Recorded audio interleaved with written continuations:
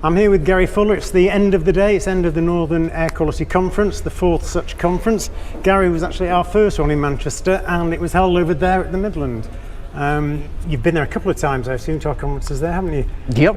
How do you find the new venue, the Bridgewater Hall? I thought the Bridgewater Hall was really good. Light, good screen, good AV. I think it's been a brilliant day. I think it's taught us a few things. The first one really is that air pollution isn't just about London, so it's great to be here in Manchester.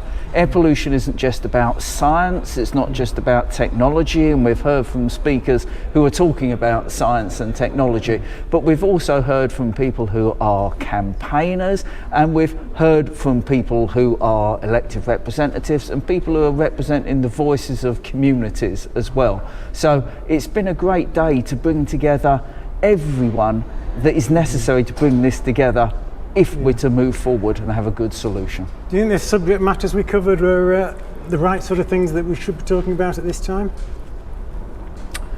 I think we should, but also the discussion's really good. Mm-hmm. It's not just about evidence, and one of the things that really come out today was the fact that evidence just isn't enough. We have, as I'd said in the panel discussion, over 61,000 papers on air pollution and health. We've got more than enough evidence to know not only what to do, but what the solutions look like and to justify the action. But it's that gap between evidence and translating it for other communities, be it the public, be it stakeholders, be it government. That's the necessary stage, and that was something that came across really strongly today.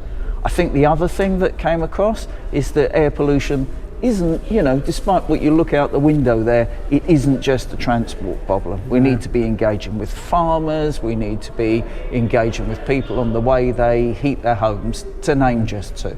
Does something like this make you feel more optimistic? Or because Karen at the end talking about domestic wood burning, it left quite a bleak message. She doesn't see us getting anywhere. But generally, do you leave positive?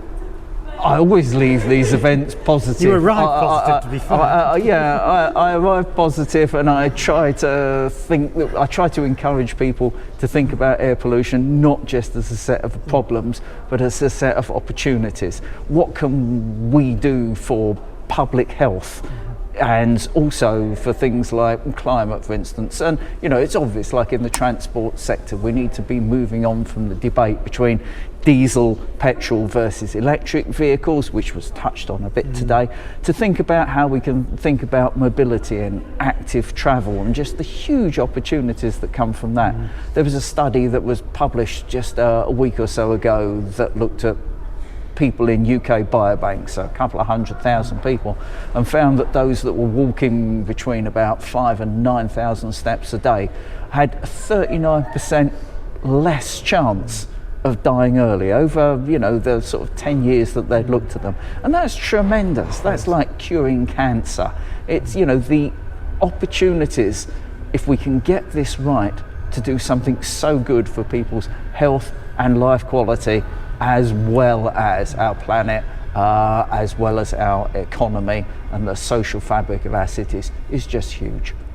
Thank you very much. Will we be seeing you at the London conference in November? If you invite me. We'll invite you.